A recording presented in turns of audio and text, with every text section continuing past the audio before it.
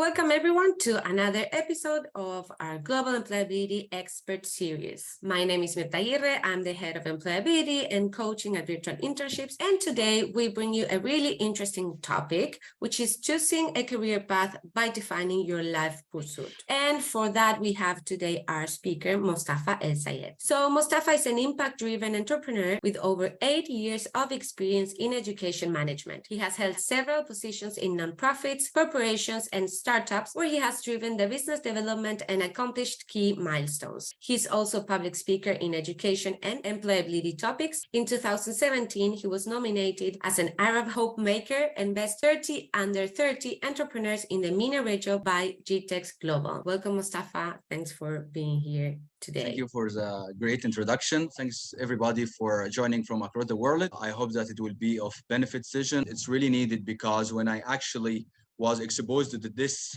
ladder or this hierarchy that I'm going to share with you, actually it changed my life in a sense. I'm really excited today to be sharing this with you. Let's get starting. So why actually we were talking about choosing your pursuit today? What actually we can try to think about in terms of our career choices, what kind of pursuit that we have. And I'm going to share with you a number of pursuits today. We live by those, maybe, and think about them on a daily basis. And when we talk about pursuit, maybe the first thing that will come across your mind is kind of pursuit that so many books and some movies talks about, which is the pursuit of happiness. If we think deeply about pursuit of happiness, it's something that it won't require much of effort. Let's give actually real examples. If you have a class, some of you have a class at 8 a.m. You just like put your alarm off and you continue sleeping and you just felt happy. It doesn't take much to feel happy, right? So being happy again, it doesn't,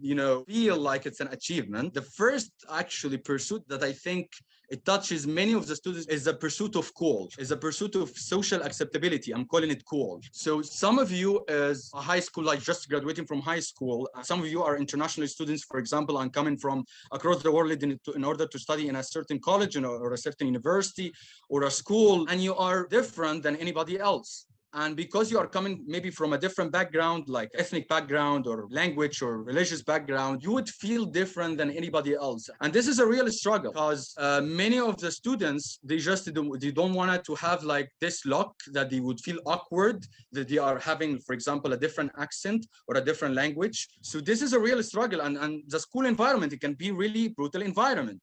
It's not easy. Above this, however, there is a very interesting pursuit, which is pursuit of popularity. So for some people, they just want to not to just blend in, to be cool. They want to be the coolest. They want to be the loudest in the bunch. They want to be the ones that they are center of attention. In the era of social media, that's very easy to identify, right?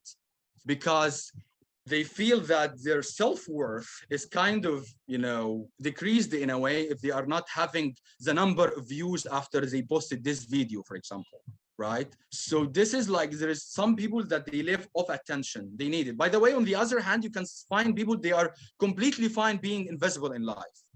They work at your offices, they go to your schools for 10 years and you don't know that they even exist, because you would rather to be invisible. Above this is a very interesting actually pursuit. So for some people, it's not about what you've done or what are the work that you have been doing. The fact you are associated with a big deal. So the brand of clothes that you wear is more important than the intelligence that you have. So it's for so many people, it's wired about that idea. It's about the image.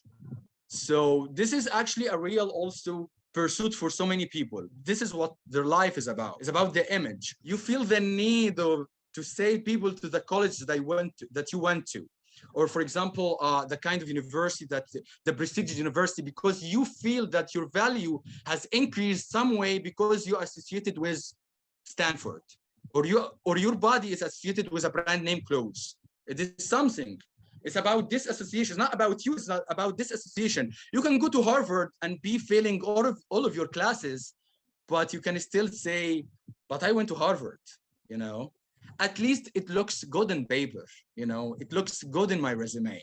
So this is actually one of the things that many of young people they wire their life about. It's about the image of prestige. So for some people, actually, they get to one thing and one thing only: pursuit of money. So for some people that they don't care about any of the stuff, no, the real thing that they care about is money. They don't care about prestige. They don't care about happiness or being cool or any of this stuff. The real deal for them is money. They wear smelly, dirty t-shirts. If you look at them, you will feel that they are homeless, but they are making 30 grand a day because they don't spend on anything. They ride the ugliest car from the World War II. They like spend it at anything, and they only just focus on one thing and one thing only is money. The next pursuit is pretty amazing, is the pursuit of excellence. They want to be the number one. They don't care about money. What they do care about is being number one. And those people are never satisfied. They can get 100 at every exam and still say to themselves, I haven't done enough. They are pretty amazing people in the world because they are constantly not actually competing against opponent. They are competing against themselves. They always say to themselves, I haven't done good enough. And these are very few people in the world, because the majority of us will be happy if they got a B. Those guys will be crying if they got an A. Have you met those people that you will be actually crying if they got a 99?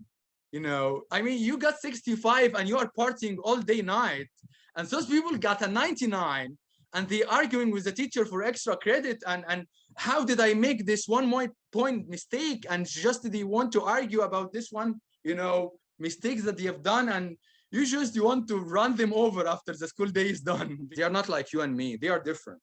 They don't actually be satisfied with mediocrity because they think that they haven't pushed enough. But they have one thing in common: this grit. They are constantly competing not against an opponent but against themselves. So this is a pursuit of excellence again. But this is only a very few people, because the majority of people they will find them in the in the level of happiness. Like if I have my lunch and dinner, I'm happy. I don't want anything else, right? The majority of people think that way, but those are so unique people. And the next pursuit that I'm going to share with you is the pursuit of impact. They are people that concerned with one thing and one thing only. They have the drive for excellence already. They think about, actually, because they don't think about pursuit of excellence, because pursuit of excellence is just about yourself. Like you want to be the best than yourself. Pursuit of impact, they have the same drive already. However, this drive is for other people. They say that my life is bigger than just aspirations that I have for myself. They think that their life should be dedicated to make to make the planet is a better place. The drive that they have on a daily basis is creating an impact.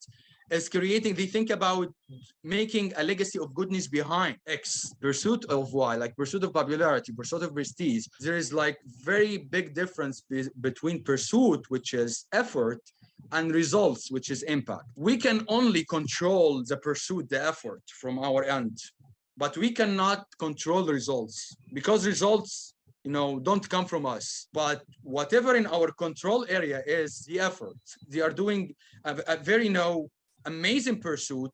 However, they don't see the results right away, and they think like, I think it wasn't worth it. No. It's actually, you've got to understand that you can put the effort in, and you should not wait for the results to come, because you don't have any control over the results. But what you can control is the seeds that you will plant.